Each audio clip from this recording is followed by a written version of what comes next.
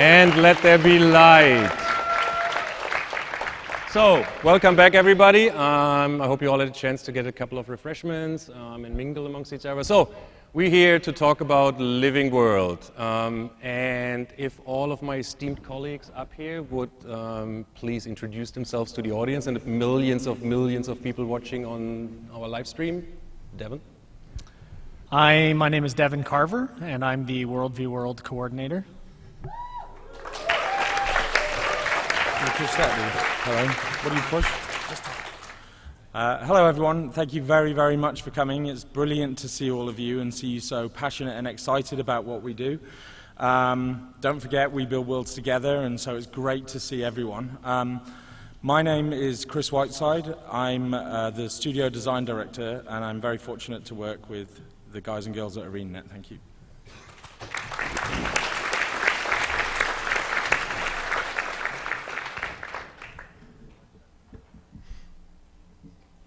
Hello.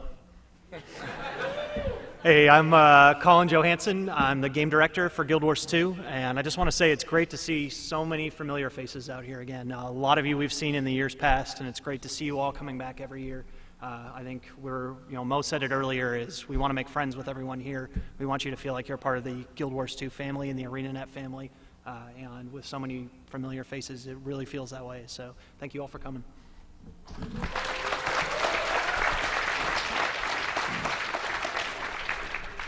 Hello, my name is Stephen Clark Wilson, and Clark Wilson's my last name. Clark isn't my middle name. My wife and I joined them together. We thought that was really cute before we realized that punctuation in your name is difficult. So the dash is silent. Anyways, I'm the studio technical director, so that means I mostly organize programmers and encourage them to make mostly the same game.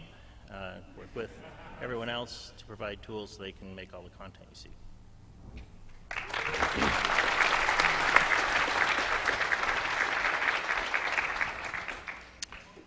Hello everybody, I am James Ackley. I'm the audio director, and I just appreciate everybody listening to the game. Thanks very much.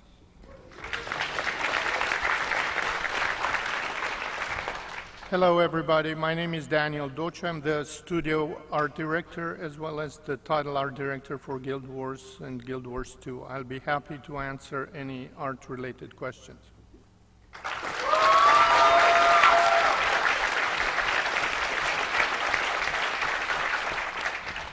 Hi you guys, I'm Angel McCoy. I'm lore master on the Living World team. I work with Bobby Stein and Scott McGough on that team as lore masters, and so I'm so glad to see you all here. I'm recognizing faces. Make sure you come up and talk to me later.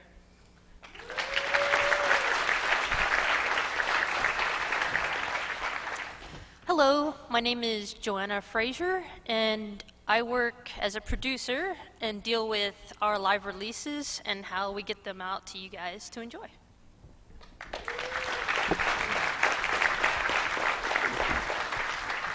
Good afternoon.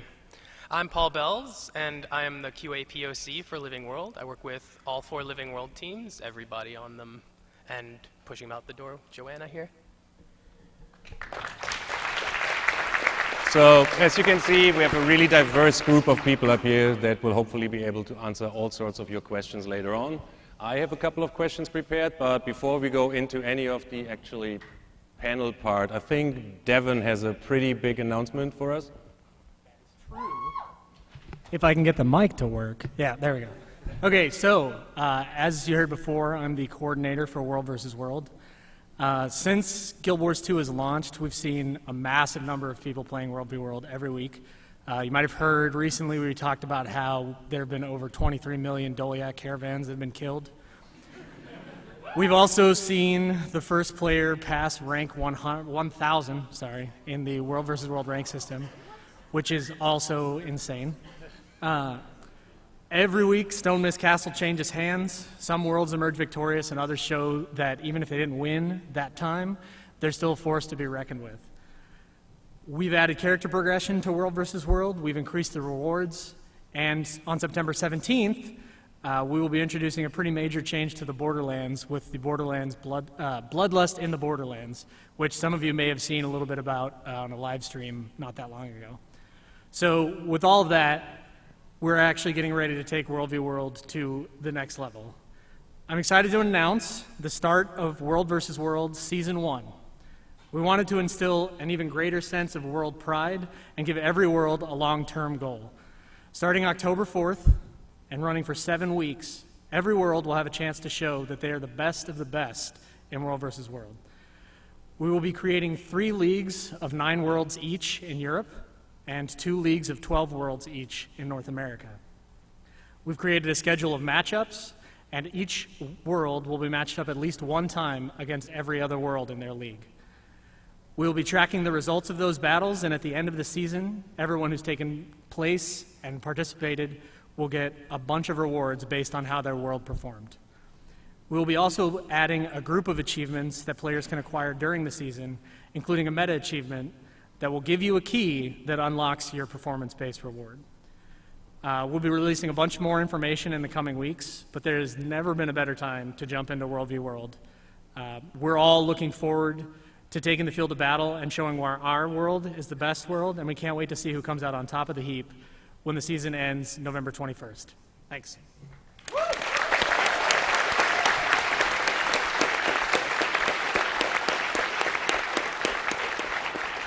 So how is that, World versus World players, huh? And I'm not wrapping my servant now, but you guys better get ready because I want to win this thing. Anyway, so gentlemen, ladies, so the first question I have, as we are here at our anniversary bash, so what was it like at launch?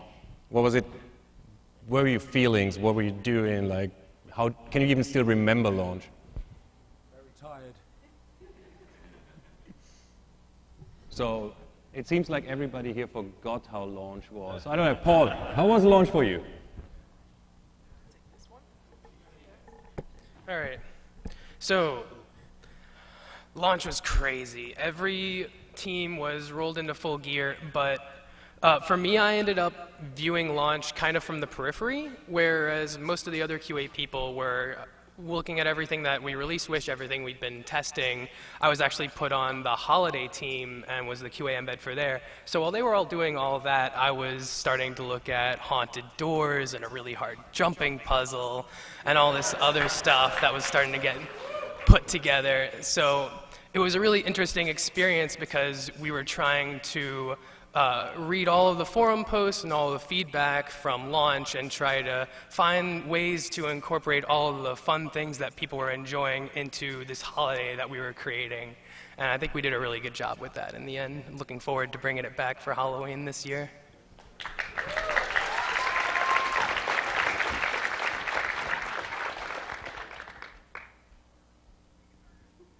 Don't be shy. The company put on a big party. It was awesome. ASIA came out and sang Fear Not this night.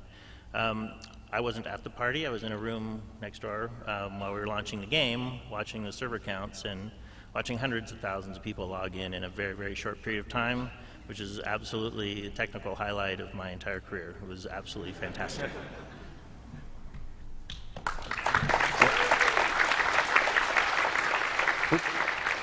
Chris, you said very tired? Yeah, personally, is the mic working? Yeah.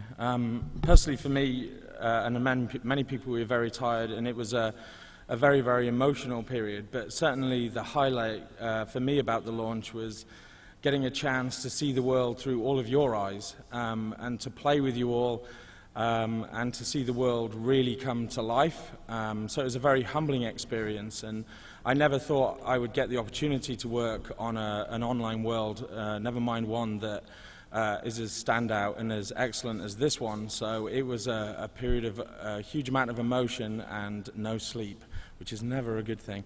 But I really enjoyed that. It was fantastic.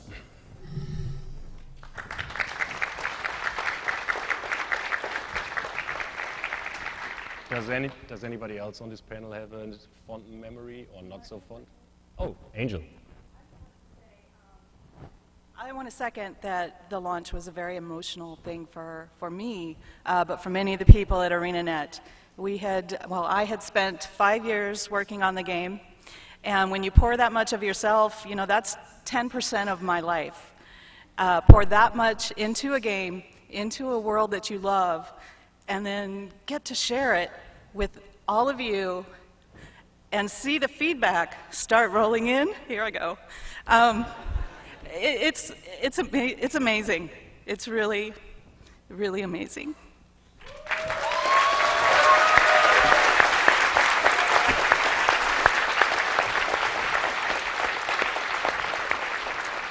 Yeah, I think Angel echoed like it was very emotional for all of us. I mean, it's like it's your baby seeing the light. But it was us. But to have a nice transition, that was just the beginning of the journey, right? So at one point we decided the way to go is living world.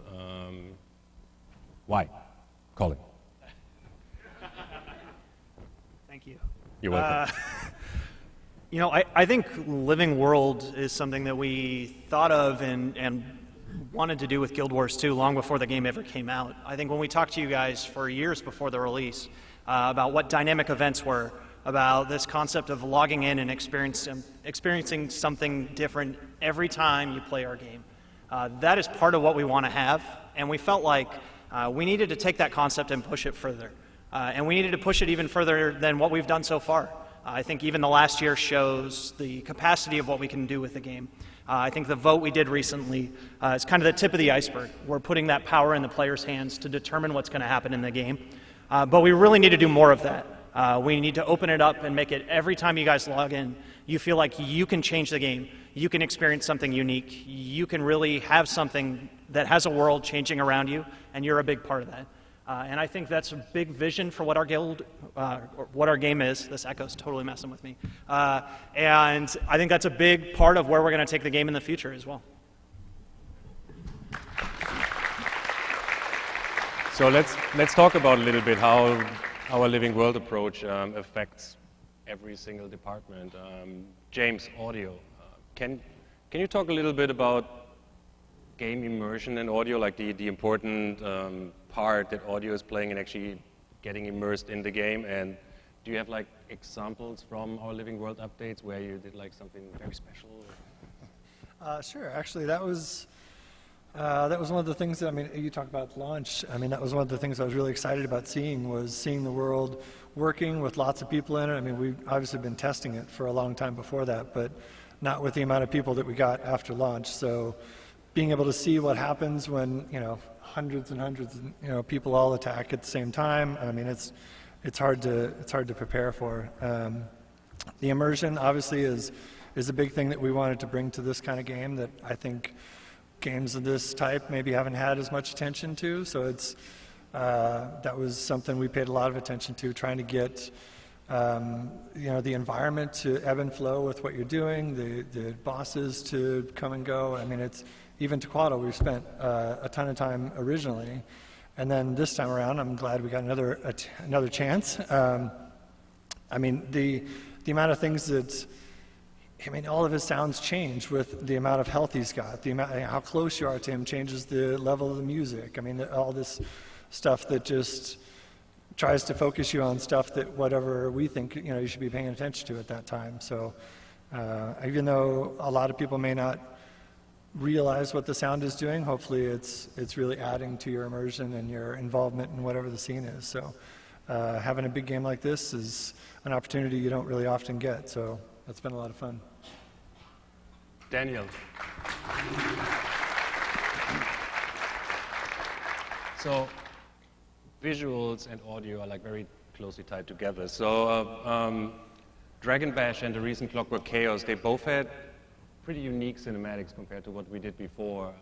Is this something to expect going forward, or what were your thoughts behind like taking this artistic approach? Well, I got this question lately quite frequently. Apparently, people are somewhat taken by surprise by the slight stylistic departure from what they had seen before in the game,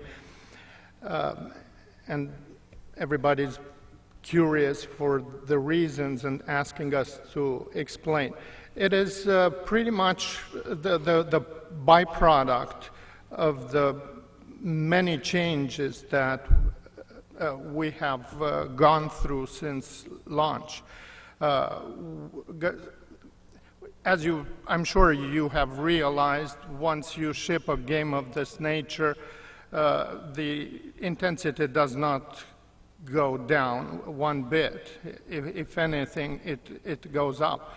So we really had to reinvent ourselves in terms of perfecting new processes, new methodology to tackle delivering content. And with the nature of the content changing,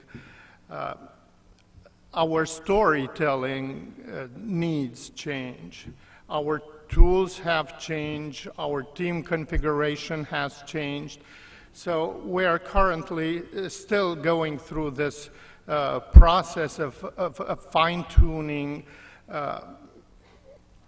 and trying to find the perfect sweet spot between a number of factors: resources, time, the tools we use, the storytelling needs dictated by the new content and such.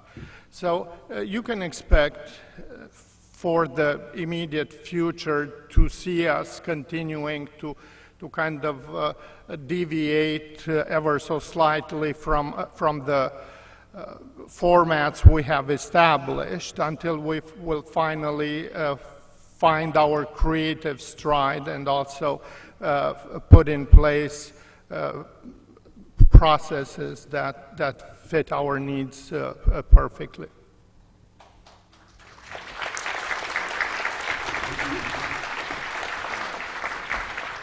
Stephen, because Daniel mentioned processes, you mentioned you're like our technical director and you deal with all the programmers. So what was the transition like from one release a month to actually doing a release every other week, every 2 weeks? So I guess even a monthly release is a pretty fast pace, and our company was built from the very beginning to support that. Guild Wars 1 had pretty regular content updates, and we try to keep the game up 24/7. We put out new builds while people can stay in the old builds. It's a system built for that, and yet switching from monthly to every 2 weeks was a big deal. So you can imagine a bus going down the freeway at like 60 miles an hour with 200 people in it, and that was like putting out content every month, and then it's like ramming speed. We're going to go 120 miles an hour, we're going to go twice as fast with these same 200 people and rebuild the thing into a Ferrari.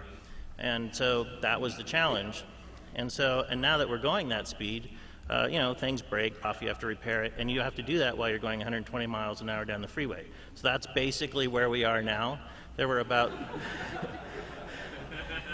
there were 6 weeks, I think, mostly in June and around June, when there was a huge transition from monthly to bi-weekly, and the tools weren't quite done, and we were shifting all the processes. I mean, we basically have changed every process in the company. And again, I'm saying that in the context of a company that was originally built to do this kind of thing, just not at that rate. So the transition was a bit stressful, and we told everyone up front this is going to be hard, and everyone stepped up, and there was a fair amount of stress. We're over the main hump now. We're still refining some tools, but that's basically what we went through. And so now we're going at 120 miles per hour, and we don't really get a chance to stop. So.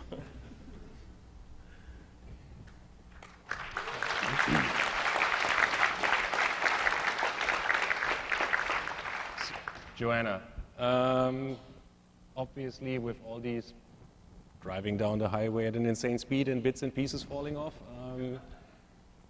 the teams need producers. So you are a producer. So what is it like to be a producer on a Living World team?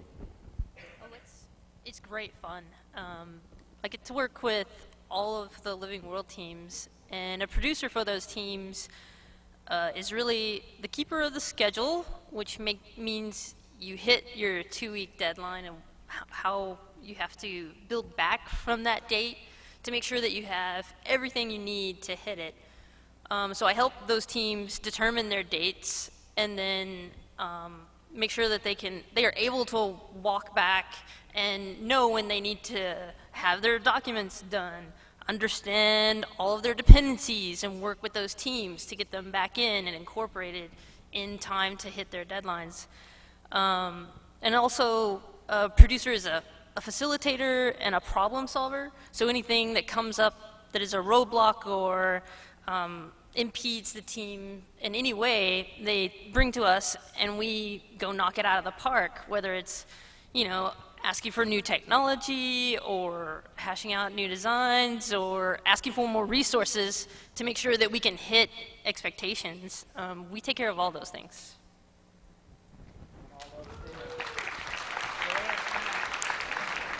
Yes, and Joanna Smash. Yeah, and as Devin pointed out, if everything fails, Joanna Smash, right? There we go.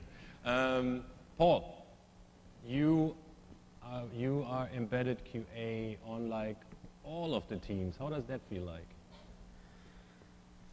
Oh man. So there is a QA embed on every team, and I kind of work over them to make sure that they have everything they need to get everything tested and make sure that they're not going to be overwhelmed by the amount of things coming in, kind of help with those kinds of things. It's really fun, but it's also really fast-paced, and it's a ton of work. During any month, each team is in a completely different state of development from any of the other ones. So you have to be able to compartmentalize and keep track of each team's progress and their goals and be able to quickly shift from one of their needs to another team's needs. And when you work with these teams for a while, you can really start to see the differences in the unique pace and culture that each team has in it. And they each bring a different perspective to the table, and I think that's one of the biggest benefits we get for doing the approach we're doing. Each month is developed by a different team, so they don't feel too similar month to month. This is easier for me because I work with them, but if you pay a really close attention, you can kind of see these little clues as to what team released what content, whether it be the way that a camera moves and behaves in little cut scenes, or whether it be one of the team's particular fondness for a down-on-his-luck golem. There are little things that kind of bleed through from one team's release to another, and if you pay attention, it's really cool to spot those things and know who kind of was particularly contributing to them.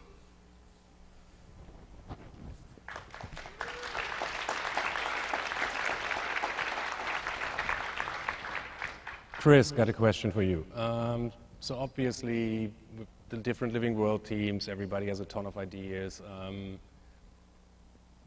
What are your thoughts on, like, is it hard, like, to cut content, or what was the most disappointing thing you had to cut from the game?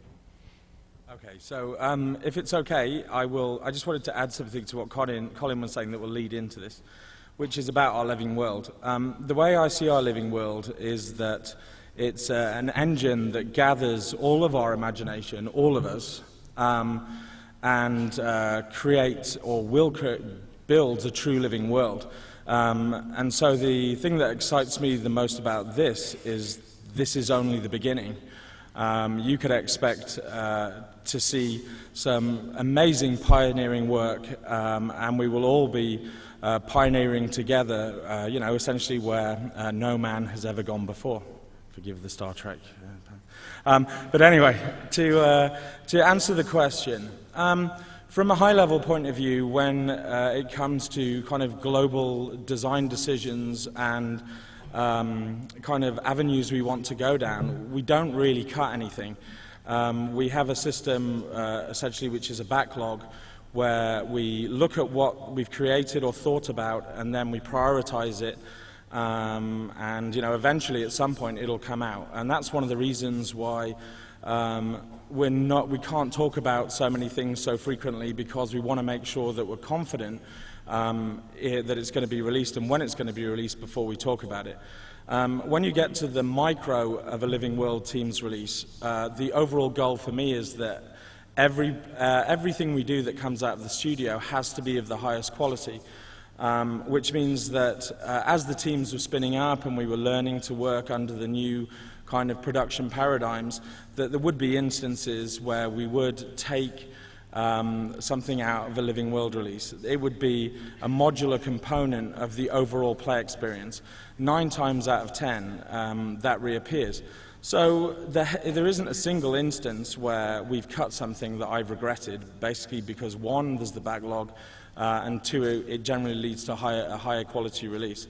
The area that I would say I'm least patient on is that I know all the brilliant work that the guys are doing. I know what's in the pipe. I know what the rough future of all of our game is going to be.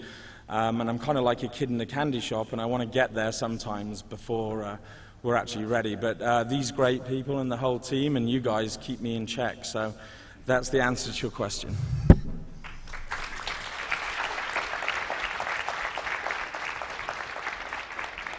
So, Angel, question for you. This might be tricky because you're not allowed to spoil anything, but as the narrative designer, lore person, we've introduced a bunch of new characters throughout our living world, living story we tell. Do you have a personal favorite, or can people expect to see other people showing up that they haven't seen yet? Without spoilers. No spoilers. I know. I don't want to spoil your experience. That would be bad. Favorite character, I'll start there. That's like asking a parent which of their kids is their favorite. We put a lot of thought and time into each of the characters to try to make them as interesting, as story-worthy, and basically as Tyrion as possible. We've got Rox and Bram, Marjorie and Casimir, Ellen Keel. Evan Nashblade is more of a secondary character. We've also done things with Canuck and let's see. Yeah, those are the big ones for now, other than the villain Scarlet, which you've just recently met. And the characters will be evolving. They'll be growing. That's a part of our plan for the living world. We want them to change through the course of the story. That's an important philosophy in storytelling, is the characters have to change and grow. You will see character deaths.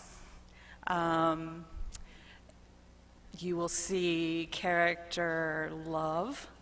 You will see character challenges with family. You're going to see a lot of interpersonal interplay between the characters. One thing I can tell you is we're moving toward a more cohesive group of characters. Up till now in the past year, all of the characters have been sort of individual or in pairs off on their own. We're going to start bringing them together so that we can tell bigger stories.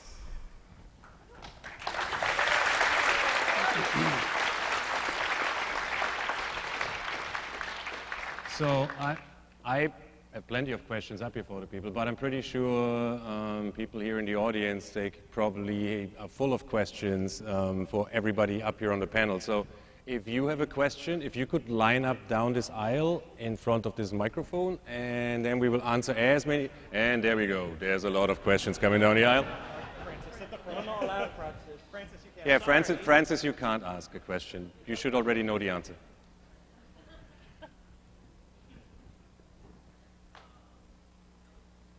Is the mic on? Is the mic on? Hello? Hello. There we go. Hi, I'm Justin, and I've been a fan since the first week of Guild Wars 1. And so I'm going to ask a question that gave me my favorite answer that's been asked previously, and it's mostly for QA. And it is, of the things you can discuss, what is your favorite unintentional bug that we never saw? So an example would be like the plane, except that we never saw. So, be careful. It's probably the airplane. It's got to be that because of how we took that. And if you bought the riding broom during Halloween, we incorporated that into the Norns animation as kind of an homage to that bug because it was great. Close runner-up is being able to spin infinitely in any of those animations. The animation loops can get really, really silly. So I just heard that this side of the panel decided that the sleep jump was their favorite. Jump bug was great. Yeah. So I'm Christian Drage. My question you kind of touched on right at the end there that you're looking to build bigger stories and bigger events. Over the last few Living World updates, the scale of the events have grown a lot bigger. At this point, the entire world is being invaded. So can we expect things to ramp up even more before they calm down a bit? Or is something even crazier going to happen soon, as far as you can tell us, actually? Maybe?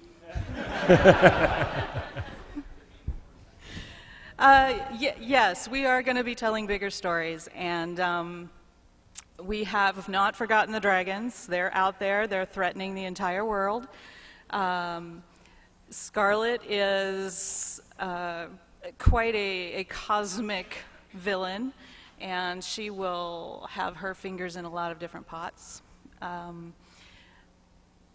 And I think that's all I could tell you. That's the hard part of being the lore person, is I can only answer up to a certain point.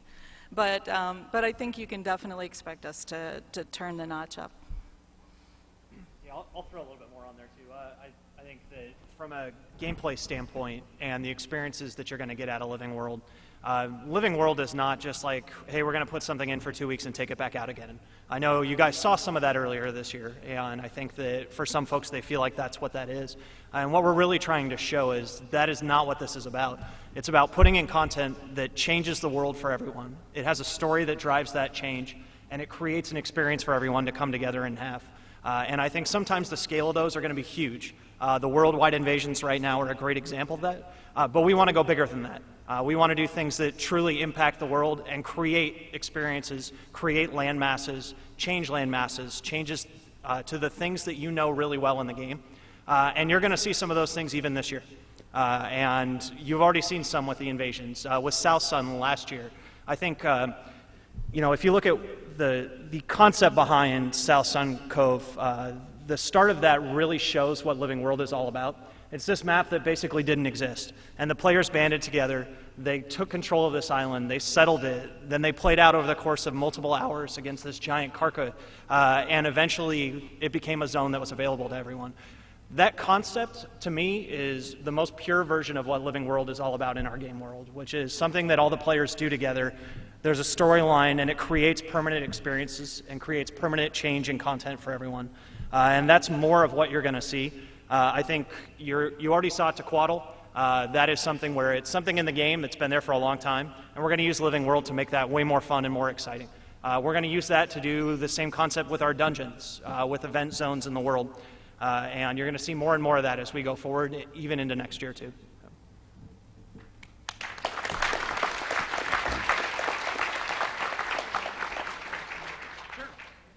I'm CPU, representing Veterans of the Mist on Crystal Desert, and I've been playing Guild Wars for almost 10 years now, and one of the things I've really liked is the variety of PvP, Guild versus Guild, Heroes Ascent, Fort Aspenwood, Jade Quarry, and more recently the holiday events.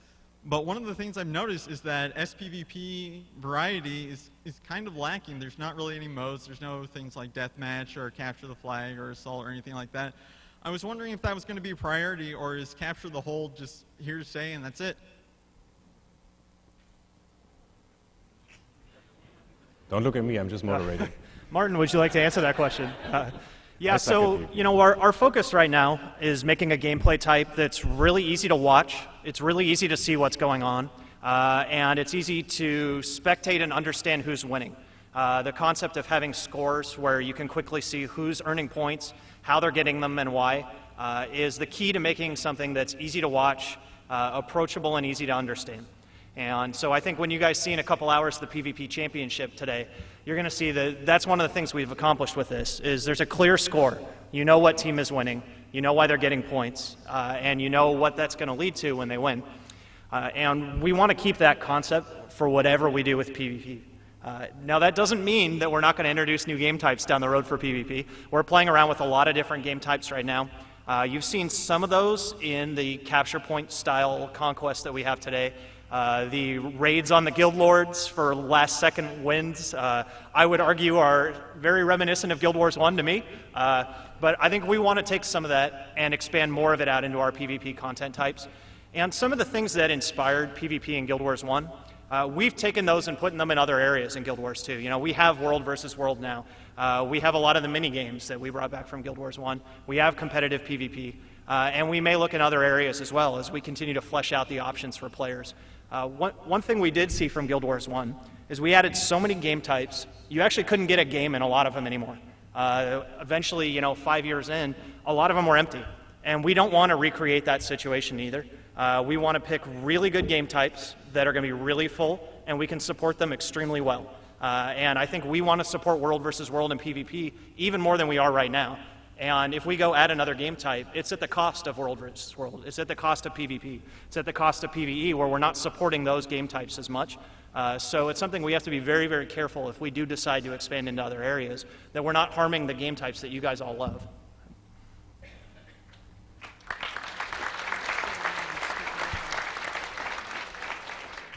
Hi, I'm Alex from jQuery. And a quick comment and then a question. The comment, I think we kind of look back when you announced this Living Story and consistent content update, and we weren't sure if it was really going to be able to be lived up to. And up to this point, you've done an excellent job at providing this content to us on a regular basis and giving us a storyline and a reason to go out there in the open world and stay consistent every day with these events. So more importantly, I just want to thank you guys for living up to that, that standard. And I think that the rest of the industry needs to look at this and make decisions for themselves as this is the kind of direction that they need to go.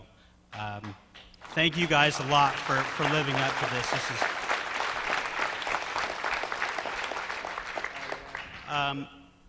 My question was about the economy.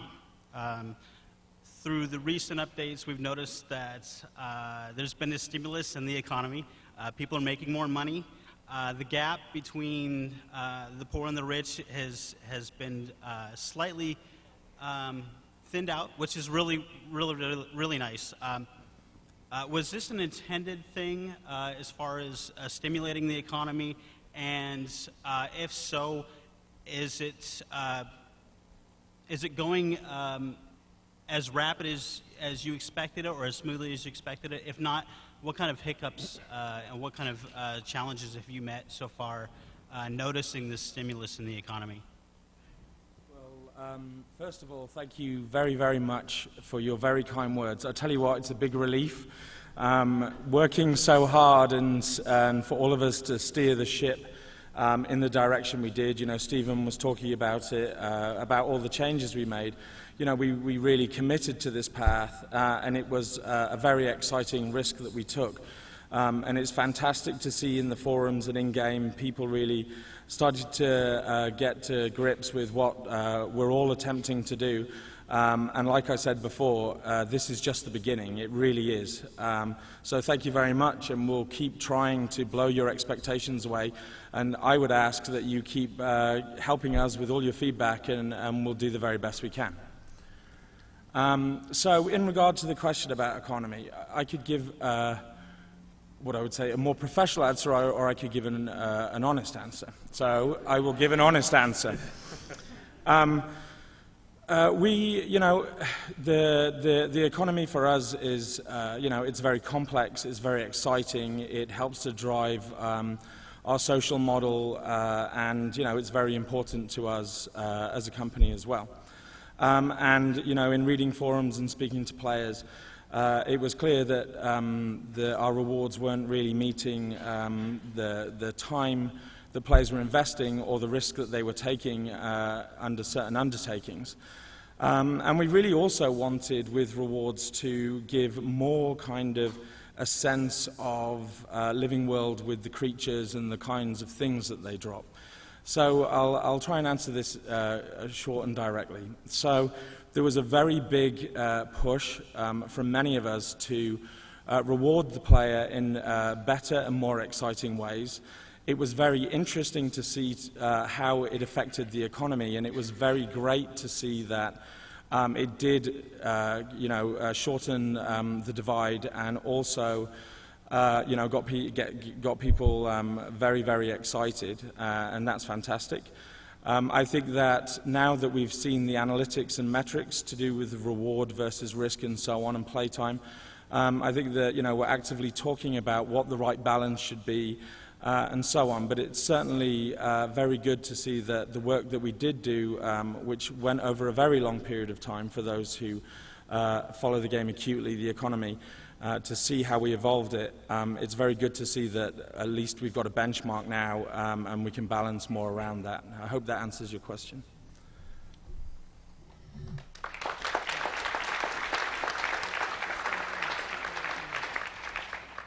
My name's Torin, representing Mara and Gunner's Hold.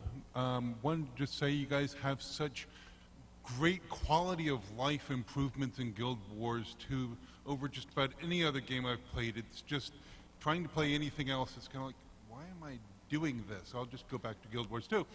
And so it's awesome, thank you. I do have a question about some of the RP stuff, like town clothes. Can we make it so town clothes don't disappear when you fall from a jumping puzzle and you've taken a little bit of damage and you're all of a sudden back in your battle clothes again, and the attributes, the charm and things like this, and making these things matter, and hoping for things like that from an RP standpoint.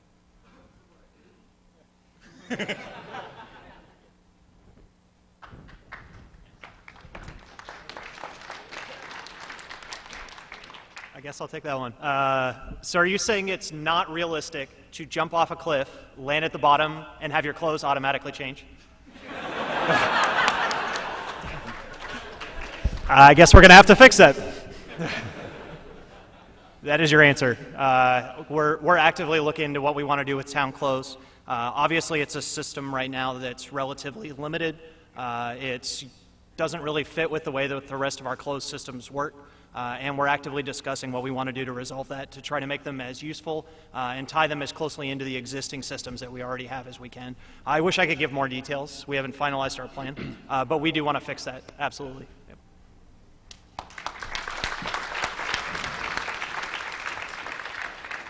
Hello there. My name's Forrest. I have a bandana. So, in this room, we have gathered the heroes of Tyria. The mightiest of champions. Raw champions! There, our champions. So, my question to you is, with these champions, why are we not more involved in the living story? And rather the living story reflects NPC characters and not so much these mighty dragon slayers.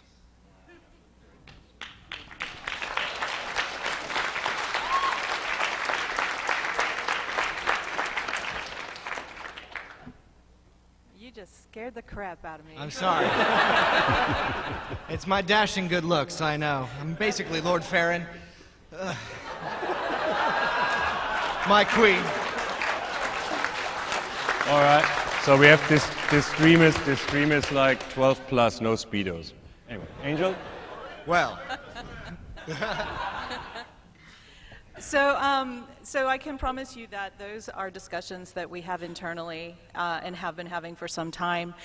We have certain challenges because there are so many wonderful warriors out there, you know, so many great heroes. It's really, really technically difficult to make each of you feel truly like you're central to what's going on.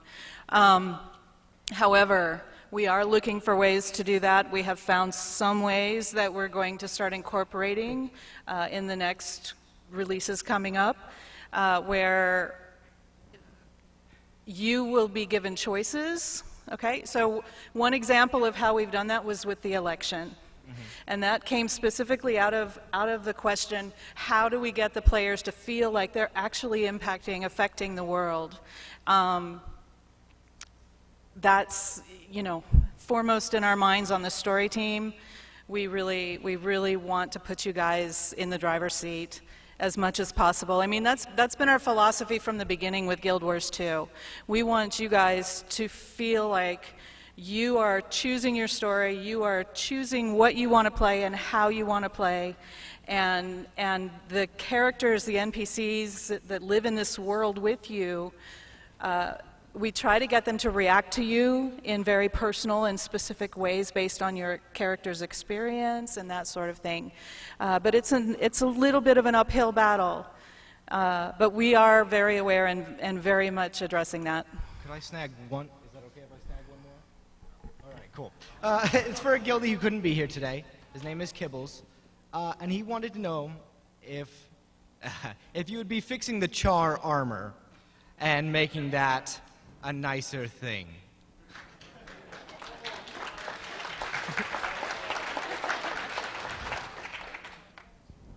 I guess all char want to know. So I guess that one is for you, Daniel. I think that's you, Daniel. Yeah, that's a fair point. All right. Well, I guess I'll have to take ownership over this one. Of course, providing for better armor for all races is important to us. That includes the char. As you, I'm sure, know, char is one of the races that is played by a lesser number of players. So we always need to kind of distribute our manpower according to the requests from the fans, and it looks like the players who play humans and Nord are, there's more of them. It's a more numerous crowd. It's a louder crowd. But we feel for you, and given the time and the resources, we'll make sure to do you justice. Sorry, char players. Thanks for an amazing game. Yeah. We just want to keep our voice. Hi, I'm Casey from Borderless Pass, representing Shabuzi. That was my guild master. All hail the moose. I apologize. He's an Ascalonian at heart for scaring you. I knew that was inevitable. I have two questions really quick, if that's all right. Like they're relatively quick. First one is, we all know how Zayzek has those weird serpent things coming out of its mouth.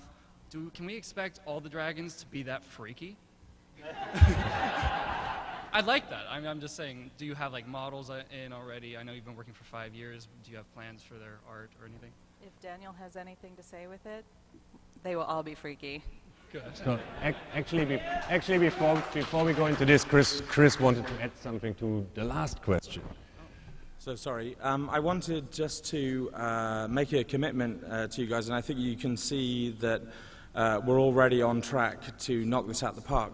So regarding the Heroes of Tyria, I just want to make the statement that the Heroes of Tyria will shape the world, and you will change the course of the history of Tyria as well. So I'm looking forward to all of that. And now to answer that question.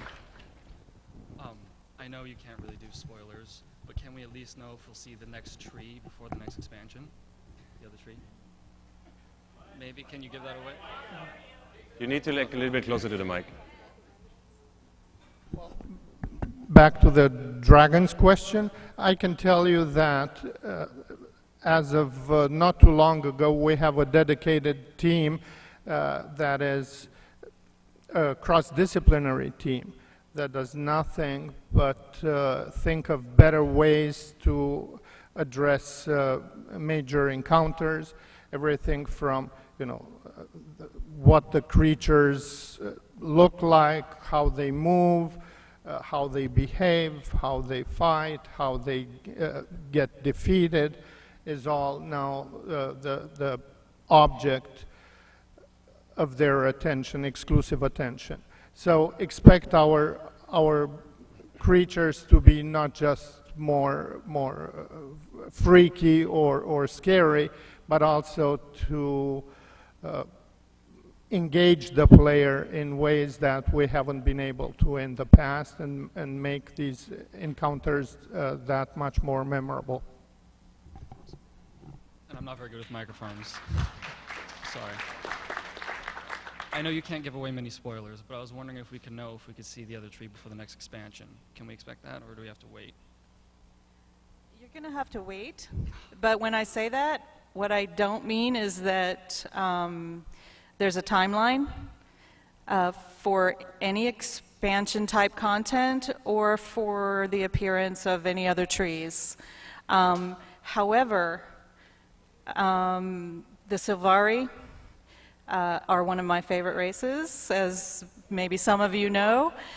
And as the lore master, I'm going to be trying to do a lot of good, cool stuff with them coming up in the next year. Thank you. I love the game. Great job, guys. Thank you.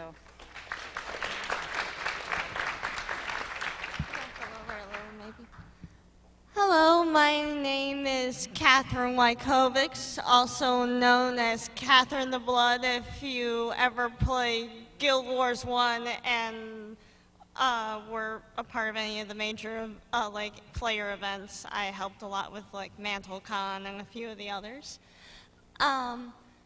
I'm wondering, and this is mostly for a lot of my lore friends, I'm very connected to the lore community. How, with the living story, are we going to link maybe back a little bit to the previous stuff, even if it's just like a quick reference to something long ago forgotten, that sort of thing? For Guild Wars 1 content? Well, just places like maybe Cantha, Lona. Oh! How are we going? Nothing specific. You know, Cantha is a part of Tyria, and the residents that are still living there are, you know, they're sealed off. That's canon. We know that. I think it would be impossible to tell the full breadth of the story of Tyria without at some point at least talking about that stuff. Like, I'm limited here. I'm not betting for at least another year or more if we even get near those places. I think we need to get rid of Kralkatorrik first before we even hit Alona. Yeah, Because I feel it's a lot kind of of love coming from the audience, not just you guys, but from our big general audience for both Cantha and Alona. And I think, you know, all I can say really is that they're still a part of the world, they're a part of the story, they're a part of the grand scheme of Tyria. And so, you know, nothing's off the plate of what's possible. Thank you. Okay. So we have time for one or two more questions.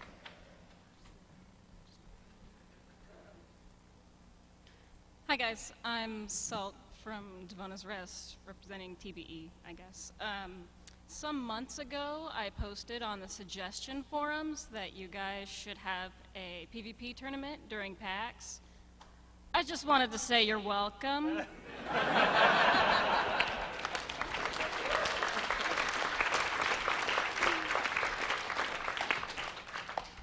And then I have another suggestion. It's a small thing. The guild interface could use some improvement, like knowing when someone last logged in. And one other thing that would be cool would be when you're looking at your achievements and you can track, you know, which one you're working on. Another checkbox would be cool to like announce to guild when this achievement's finished. Like, oh, I got mercenary now, and then I kind of miss that from the MMO that will not be named. Oh, and when someone gets a legendary in your guild, it should totally announce that. It's kind of a big deal, like a legendary deal. Oh, char players, we may be few, but we're really passionate. So, come on, guys.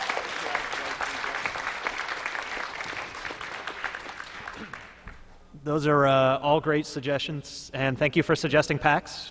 We really appreciate it. All right, last question before we have to wrap this up. Hi, my name's Jimmy, and I have a question about the Living Story. At the beginning of the year, you guys experimented with the Living Story and released on I think, a monthly basis, and there were complaints that this was kind of slow and boring. A few months ago, you guys announced that you were committed to coming out with these 2-week release cycles. And my question is, do you have any data or insights that you can share that suggest this is the best cycle to release at?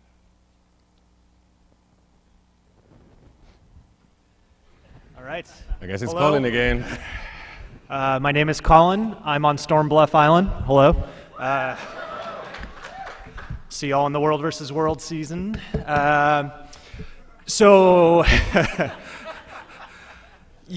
I think the biggest thing that we've seen data-wise from Living World, just straight up blunt answer, player numbers, player login time, and total hours played every week have all gone up since we started doing this. And they've consistently gone up. And that's at a time in the summer where MMOs always go down. The player base always drops. Total play hours always drop in the summer. We saw that every year in Guild Wars 1. In Guild Wars 2, it's consistently gone up all summer. And that alone is a proof to us that this is really succeeding. So thank you all for actually logging in and playing so much. That's awesome.